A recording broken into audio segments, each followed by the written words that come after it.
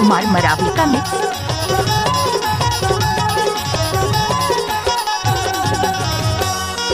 जंगल पाते रामा लगे हमें आगी, तो मोर मन पर गए चल भैया भागी।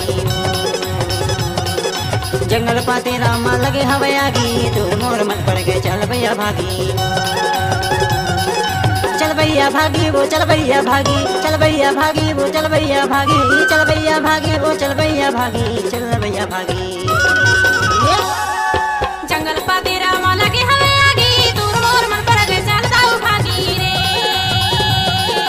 जंगल पाते रामा लगे हमें आगी, दूर मोर मन पर गए चल दाऊ भागी रे।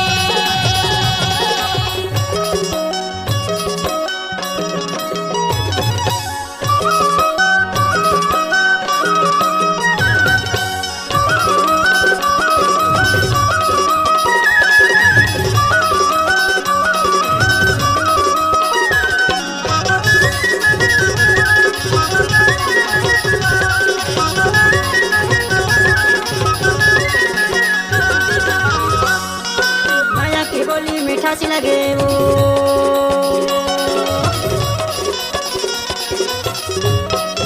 माया के बोली मीठा सी लगे वो, तोर सूरत माँ भैया रामा सी लागे, तोर मोर मन पर गए चल भैया भागी।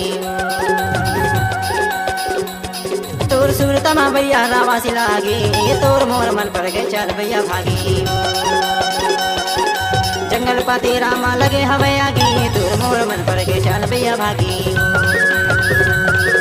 जंगल पाते रामा लगे हमें आगी, तोर मोर मन पर गए चल भैया भागी।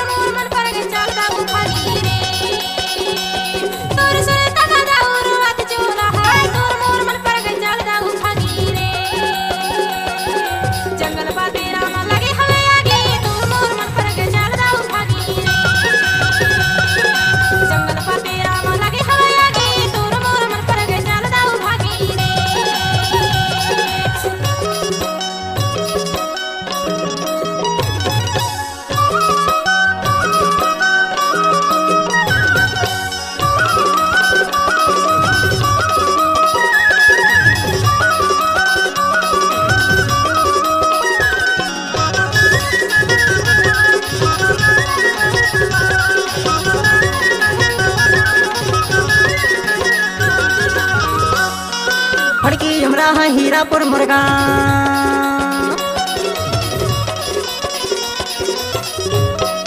फड़की हमरा है हीरापुर मुर्गा।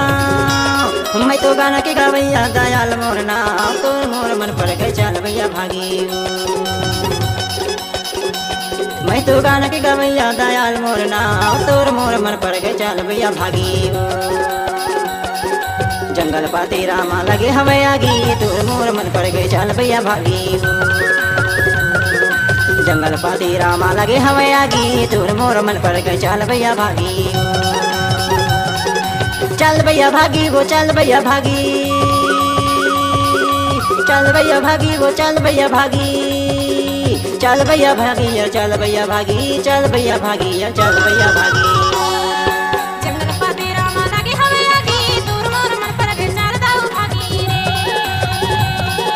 जंगल पाते रामा लगे हमें आगी, तोर मोर मन पर गए चल भैया भागी। तोर मोर मन पर गए चल भैया भागी, तोर मोर मन पर गए चल भैया भागी, तोर मोर मन पर गए चल भैया भागी। छत्तीसगढ़ी सांस्कृतिक लोक कला मंच हीरापुर गांव पीपल के छांव की शानदार प्रस्तुति गायक दयाल दास गंगवाल, गायिका मीना यादव के मधुर आवाजों में। प्रोग्राम हेतु संपर्क करें गायक दयाल दास दिलेर बाबू। Mobile number 6268956901। पार्टी अध्यक्ष रवि यादव। Mobile number 6264849034।